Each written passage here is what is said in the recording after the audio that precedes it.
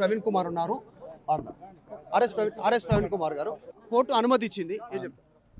ఇచ్చింది మాను ఇచ్చింది. ప్రభుత్వం ఎన్నో అబద్ధాలు చెప్పి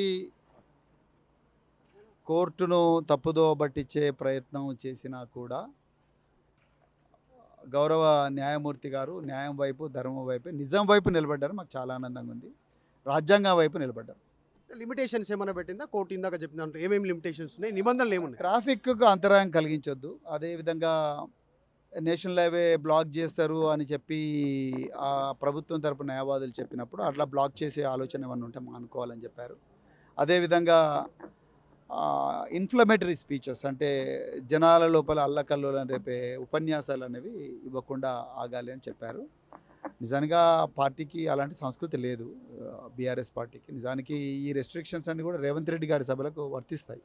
ఎందుకంటే వారు ప్రతి సభలో కూడా రక్తంతో పొలాలను నింపండి అంటున్నారు, తొండలు అంటున్నారు, లేకపోతే పేగులు అంటున్నారు. ఇవన్నీ కూడా హింసను ప్రేరేపించే భాష వారు మాట్లాడుతున్నారు. అదే విషయం మేము కోర్టు దృష్టికి తీసుకురావడం జరిగింది. మేము అలాంటి తప్పులు చేయమని చెప్పడం జరిగింది. కోర్టు కూడా ఎట్టి పరిస్థితుల్లో కూడా అలాంటి భాష మాట్లాడకూడదని కోర్టు రెస్ట్రిక్షన్ పెట్టింది. అంతమించి ఇంకా ప్రభుత్వం రెండవది ఇంకేమన్నదంటే, ఇంతకుముందు రాహుల్ ప్రియాంక గాంధీ గారు ఇక్కడ పెట్టారు, వీళ్ళు కూడా అక్కడే పెట్టాలనుకుంటారంటే గౌరవ కోర్టు ఏం చెప్పిందంటే, ఒక ఫంక్షన్ హాల్లో ఒకరు పెళ్లి చేసుకున్న తర్వాత ఇంకొకరు పెళ్లి చేసుకోకూడదా అనే ప్రశ్న ప్రభుత్వం తరపు న్యాయవాదులను కోర్టు అడిగింది.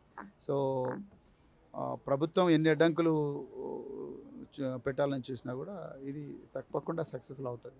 పెయిడ్ జేఏసీ అనేటువంటి వర్డ్ వాదనల సందర్భంగా మిమ్మల్ని మీ పార్టీ నాయకులే పెయిడ్ జేఏసీ ద్వారా క్యాంపెయిన్ చేస్తూ ఉన్నారు, ఉద్రిక్తలు అవుతాయి అనేటువంటి. అవును అన్నారు. అది నిజంగా నిరుద్యోగుల సమాజాన్ని అంతా కూడా చాలా కించపరిచినట్టు మేము పూర్తిగా ఖండిస్తున్నాం.